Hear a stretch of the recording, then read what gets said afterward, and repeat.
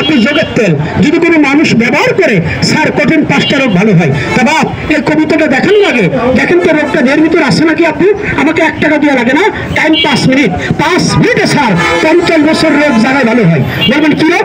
আপনি আমার যোগের তেলে 1 নম্বর ভালো হয় গিরের ব্যথা, আপনি মাজার ব্যথা, বাতের ব্যথা, উপস্থিত এখন কারোর ব্যথা আছে? টাকা লাগে না, 5 মিনিটে ব্যথা ভালো হবে। কার আছে?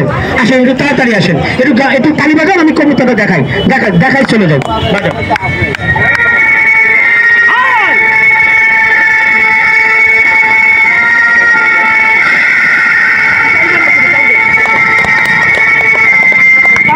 ধরবেন না। কতদিনের ব্যথা ভাব?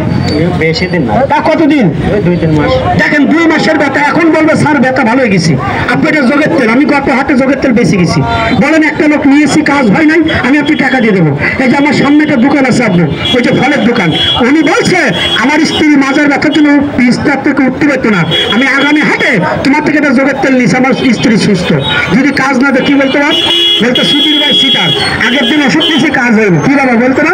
হ্যাঁ, ওই যে সামনের দোকানটা, শুনে আসেন আপনি একটা যোগের তেল, 50 বছরের মাজার ব্যথা, গিরের ব্যথা ভালো হয়। তারপর যেখানে ব্যথা আছে বা তেলটা ভালো করে ঝাঁকাবেন, সুন্দর করে ঝাঁকাইয়া ঠিক এরকম 5টা করে তেল লাগাবেন। দেখে আপনি একটু ইসো করেন জামাটা, এই দেখেন বাপ, ঠিক এরকম তেলটা নেবেন।